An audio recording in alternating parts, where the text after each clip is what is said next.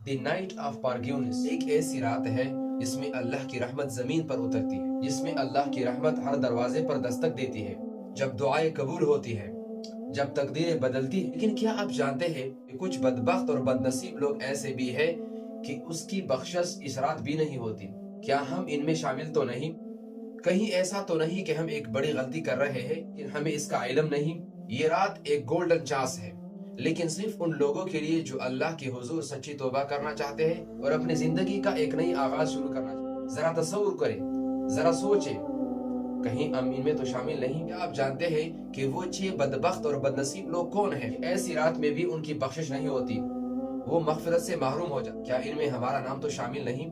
شعبان المعظم اسلامی مہینوں میں وہ بہترین مہینہ ہے کہ جس میں ایسی ساعات آتی ہے کہ اللہ کے حضور اگر ایک انسان اپنے گناہوں کی معافی مانگنا چاہے تو اللہ تبارک و تعالیٰ اس کی گناہوں کو معاف فرما دیتا ہے۔ شعبان المعظم کا نام شعبان اس لیے رکھا گیا ہے کہ اس میں بلائی کی کئی راستے نکلتی ہے۔ شعب عربی میں پہاڑی راستے کو کہتے ہیں، یعنی یہ مہینہ بلائی کا مہینہ ہے۔ حضرت ابو امامہ باہلی رضی اللہ تعالیٰ عنہ فرماتے ہیں کہ اللہ کے رسول صلی اللہ علیہ وسلم فرماتے تھے کہ جب شعبان کا مہینہ آئے تو اپنے آپ کو پاک صاف رکھو اور اپنی نیتوں کو درست کر لو۔ اپنے آپ کو پاک صاف رکھو تو 2 وجہ ہو سکتی ہے، یا تو اپنے گناہوں کو صاف کرو، آپ کے اندر جو گناہیں ہیں، جو حسد ہے، جو بغض ہے، ایسی گناہیں، ایسے اعمال جو عبادت کے لیے رکاوٹ بن جاتے ہیں، جو ریزن بن جاتے ہیں عبادت نہ کرنے کا، اور یا یہ کہ اپنے آپ کو ظاہری صاف کرو، اچھی طرح وضو کرو، غسل کیا کرو، عبادت کے لیے اپنے آپ کو پاک صاف رکھا کرو۔ حضرت عائشہ رضی اللہ تعالیٰ عنہ فرماتی ہے کہ رسول کریم صلی اللہ علیہ وسلم ماہ شعبان میں اتنے روزے رکھتے تھے کہ ہم کہتے کہ اب کبھی روزہ نہیں چھوڑیں گے، اور کبھی آپ صلی اللہ علیہ وسلم ایسا ناغہ فرماتے، ہم کہتے کہ اب کبھی روزہ نہیں رکھیں گے۔ سنن نسائی میں حضرت اسامہ رضی اللہ تعالیٰ عنہ سے مروی ہے کہ اے اللہ کے رسول، کیا وجہ ہے کہ آپ کسی اور ماہ میں اتنے روزے نہیں رکھتے جتنے کہ شعبان میں رکھتے ہیں؟ آقا علیہ الصلوۃ والسلام نے فرمایا، یہ ایک ایسا مہینہ ہے کہ جس سے بہت سے لوگ بے خبر رہتے ہیں۔ یہ رجب اور رمضان کے درمیان وہ مہینہ ہے کہ جس میں بندے کے اعمال اللہ کے حضور پیش کیے جاتے ہیں، اور میں چاہتا ہوں، میری یہ خواہش ہے کہ میرے اعمال اللہ کے حضور روزے کی حالت میں پیش کیے جائے۔ کہتے ہیں کہ آسمانوں میں فرشتوں کی 2 عید راتیں ہوتی ہیں، جیسے کہ زمین پر مسلمانوں کے 2 دن عید کے ہیں۔ فرشتوں کی 2 عید راتیں نصف شعبان یعنی 15ویں شعبان اور لیلۃ القدر، اور مسلمانوں کے عید کے 2 دن عید الاضحیٰ اور عید الفطر ہے، اسی لیے نصف شعبان کو فرشتوں کی عید کی رات بھی کہا جاتا ہے۔ حضرت امام سکوی رحمہ اللہ نے اپنی تفسیر میں بیان فرمایا ہے کہ نصف شعبان کی رات پورے سال کے گناہوں کو ختم کر دیتی ہے، اور جمعۃ المبارک کی رات ہفتے کے دنوں کی گناہوں کو ختم کر دیتی ہے، اور لیلۃ القدر کی رات سارے عمر کے گناہوں کو ختم کر دیتی ہے۔ یعنی ان راتوں میں جاگنا، ان راتوں میں شب بیداری کرنا گناہوں کے مٹانے کا ذریعہ ہے۔ ایک اللہ والے فرماتے ہیں کہ جس نے شب بارات کی رات کو بیداری میں گزارا اور عید کی رات کو بیداری میں گزارا تو اس شخص کا دل اس دن نہیں مرے گا جس دن دوسرے لوگوں کے دل مر جائیں گے۔ اسی وجہ سے اسے لیلۃ التکفیر بھی کہتے ہیں، یعنی گناہوں کو مٹا دینے والی رات، اور اسی رات کو لیلۃ المغفرہ بھی کہا جاتا ہے۔ وجہ ایک روایت میں آتا ہے جس کا مفہوم کچھ یوں ہے کہ آپ علیہ الصلوۃ والسلام نے شعبان کی 13ویں رات امت کی شفاعت کا سوال کیا تو آپ کا سوال 1/3 منظور ہوا۔ پھر آپ نے 14ویں شعبان کی رات کو سوال کیا تو 2/3 منظور ہوئی۔ پھر آپ نے 15ویں شعبان کی رات کو سوال کیا تو تمام کی تمام امت کے لیے دعا منظور ہوئی، سوائے شریروں کے، نافرمانوں کے اور کینہ رکھنے والوں کی، کہ ان کے لیے دعا قبول نہیں ہوئی۔ اور اسے لیلۃ المغفرت بخشش کی رات بھی کہا جاتا ہے، جیسا کہ امام احمد بن حنبل رحمہ اللہ نے روایت کی ہے۔ وہ فرماتے ہیں کہ اللہ تعالیٰ ہر لیلۃ البارات کی رات اپنے بندوں کی طرف جھانک کر دیکھتا ہے اور تمام اہل زمین کو بخش دیتا ہے، یعنی جتنے بھی زمین پر رہنے والے ہیں ان کی مغفرت فرماتا ہے، مگر شریروں اور کینہ رکھنے والوں کی بخشش نہیں ہوتی۔ اور اسی رات کو لیلۃ العتق بھی کہتے ہیں، یعنی آزادی کی رات، جیسا کہ ابن اسحاق نے حضرت انس رضی اللہ تعالیٰ عنہ سے روایت کی ہے۔ وہ فرماتے ہیں کہ حضرت انس رضی اللہ تعالیٰ عنہ نے فرمایا کہ ایک مرتبہ نبی کریم صلی اللہ علیہ وسلم نے مجھے حضرت عائشہ صدیقہ رضی اللہ تعالیٰ عنہ کہ ایک مرتبہ رسول کریم صلی اللہ علیہ وسلم نے مجھے حضرت عائشہ صدیقہ رضی اللہ تعالیٰ عنہ کے گھر کے پاس کسی کام کے لیے بھیجا۔ میں نے ان کے پاس آ کر ان سے کہا کہ جلدی کرے، میں نے آپ صلی اللہ علیہ وسلم کو شب بارات کی رات کے بارے میں بیان کرتے ہوئے چھوڑ آیا ہوں، کہ آپ صلی اللہ علیہ وسلم شب بارات کے بارے میں بیان فرما رہے تھے۔ تو حضرت عائشہ صدیقہ رضی اللہ تعالیٰ عنہ نے فرمایا، انس بیٹو، میں تمہیں شب بارات کے بارے میں کچھ سناؤں۔ تو حضرت عائشہ صدیقہ رضی اللہ تعالیٰ عنہ نے فرمایا کہ اس رات آپ صلی اللہ علیہ وسلم کی میرے ہاں تشریف آوری تھی، یعنی میری باری تھی۔ آپ صلی اللہ علیہ وسلم میرے پاس آئے، رات کو میں جاگی تو آپ صلی اللہ علیہ وسلم کو اپنی بستر پر نہیں پایا۔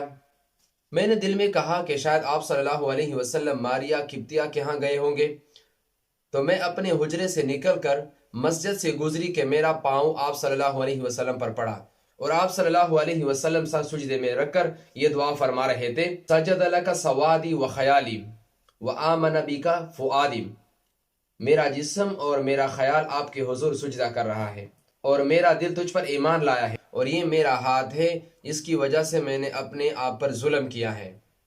یا عظیما یرجا لکل عظیم اغفر الذنب العظیم، اے بڑے بڑے کاموں کی امیدگاہ، یعنی ہر کام آپ کی طرف آتا ہے، مجھے بخش دے، میرے گناہوں کو معاف فرما۔ سجد وجہی للذی خلقہ وصورہ وشق سمہ وبصرہ، میرا چہرہ اس ذات گرامی کے ہاں سجدہ ریز ہے جس نے اسے بنایا، اس کو شکل و صورت دی، اور اس کے کان اور آنکھیں بنائی۔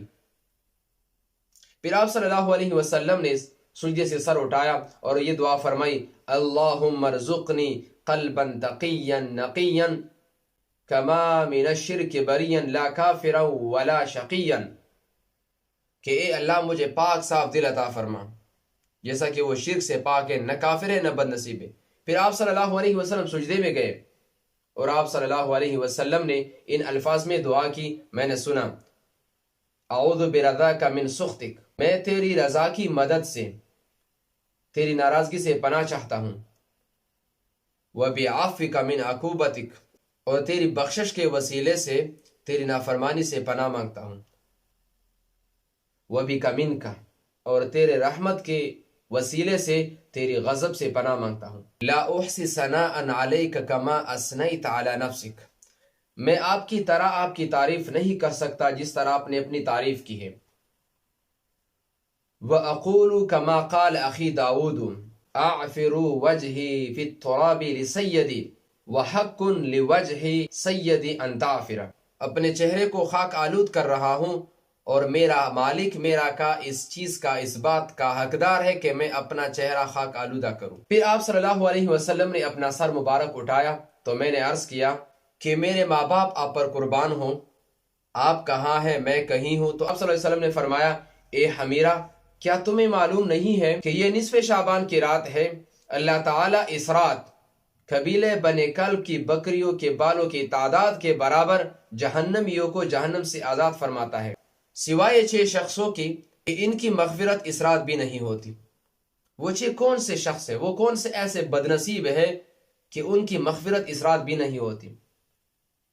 نمبر 1، عادی شراب خور، جو شراب کا عادتی ہو، والدین کا نافرمان۔ نمبر 3، زنا کرنے والا شخص۔ نمبر 4، جھگڑا کرنے والا۔ نمبر 5، ساز بجانے والا۔ نمبر 6، چغل خور۔ یعنی ان 6 افراد کی بخشش اس رات بھی نہیں ہوتی۔ یہ رحمت کی رات ہوتی ہے، برکت کی رات ہوتی ہے۔ اللہ تعالیٰ اس رات قبیلے بنے کلب کے بکریوں کے بالوں کی تعداد کے برابر اللہ تعالیٰ جہنمیوں کو جہنم سے آزاد فرماتا ہے۔ تو اللہ تبارک و تعالیٰ اس رات اپنے بندوں کی مغفرت فرماتا ہے، سوائے ان 6 شخصوں کے کہ اس رات ان کی مغفرت نہیں ہوتی۔ اور اس رات کو لیلۃ القسمت و تقدیر بھی کہتے ہیں، اسی لیے کہ حضرت عطا بن یسار رضی اللہ تعالیٰ عنہ سے روایت ہے، وہ فرماتے ہیں کہ جب نصف شعبان کی رات آتی ہے تو ملک الموت تمام مرنے والوں کے نام لکھ لیتا ہے جو اس شعبان سے آئندہ شعبان تک مرنے والے ہوتے ہیں۔ اور یہ بھی لکھا جاتا ہے کہ فلاں شخص یہ کام کرے گا، فلاں شادی کرے گا، فلاں کا کاروبار اچھا رہے گا، فلاں پریشان رہے گا، فلاں کی زندگی راحت والی بنے گی، فلاں کی زندگی مشقت والی بنے گی۔ اور پھر ملک الموت حضرت اسرائیل علیہ السلام اس انتظار میں ہوتے ہیں کہ کب اللہ کی طرف کمانڈ آتا ہے، حکم آتا ہے کہ فلاں شخص کی روح کو قبض کرو۔ تو یہ مبارک رات ہے، برکت والی رات ہے، اس رات کو غنیمت سمجھو۔ یہ ایسی رات ہے کہ اس میں اللہ کی رحمتیں برستی ہے، اللہ کی رحمت ہر دروازے پر دستک دیتی ہے، اللہ بندے کی گناہوں کو معاف فرماتا ہے، اللہ تعالیٰ بگڑے ہوئے کاموں کو بناتا ہے۔ اس رات میں نوافل کا اہتمام کرے، ذکر و اذکار کا اہتمام کرے، ایسے اعمال ایسے افعال اپنائیں کہ اس کے آپ عادی ہو۔ جب رمضان المبارک کا مہینہ آئے تو اس سے پہلے آپ اس کے لیے تیار بن چکے ہوں گے۔ جب ہم کسی سفر پر جانے کا ارادہ کرنا چاہتے ہیں تو پہلے ان کے لیے تیاری کرتے ہیں، سفر کے اسباب کو مہیا کرتے ہیں، ان کو پیدا کرتے ہیں، جن چیز کی ہمیں ضرورت ہوتی ہے اس کو تیار کر کے اپنے پاس رکھتے ہیں، پھر جاتے ہیں کہ کہیں ایسا نہ ہو میں سفر پہ جاؤں گا اور سفر کے دوران مجھے ان مشکلات کا سامنا نہ کرنا پڑے۔ تو یہ مہینہ رمضان کے لیے ایک تیاری ہے۔ جب ہماری زندگی میں ایگزام آنے والا ہوتا ہے تو ہم ایگزام آنے سے پہلے 2 ماہ 3 ماہ 4 ماہ پہلے تیاری کرتے ہیں۔ ان سوالوں میں پرچہ ہوگا، یہ سوالات آئیں گے، اس چیپٹر کو دیکھتا ہو، اس پیراگراف کو پڑھتا ہو، اس سوال کو یاد کرتا ہو۔ تو جب امتحان آتا ہے ہمارے پاس ان تمام چیزوں کا ذخیرہ موجود ہوتا ہے اور ہم اس چیز کے عادی بن چکے ہوتے ہیں کہ ہم ایک ہی دن میں ان تمام کتابوں کا پھر مطالعہ کرتے ہیں اور اس کے لیے تیاری کر سکتے ہیں۔ تو اس سے پہلے کہ ہم پر رمضان آئے ہمیں اس کے لیے تیاری کرنی چاہیے۔ 10 دن 15 دن 20 دن جتنے دن بھی باقی ہے رمضان آنے والا ہے، رمضان کے لیے ہم تیاری کریں۔ وہ اللہ کی رحمتوں کا مہینہ ہے، برکتوں کا مہینہ ہے۔ نوافل فرائض میں تبدیل ہو جاتے ہیں اور فرائض کو 70 فرائض میں تبدیل کیا جاتا ہے۔ تو ہماری یہ مختصر سی زندگی، یہ 60 سال 50 سال کی زندگی یہ ختم ہو جائے گی۔ پھر ہمارا سفر ایک ایسی زندگی کی طرف ہے، ہمارا قدم ایک ایسی زندگی کی طرف ہے، ہمیں ایک ایسی زندگی کی طرف جانا ہے کہ وہاں سے واپس ہی نہیں، وہاں سفارش نہیں چلتی، وہاں رشوت نہیں چلتی، وہاں ہمارا کوئی نہیں ہوگا سوائے اپنے نیک اعمال کے۔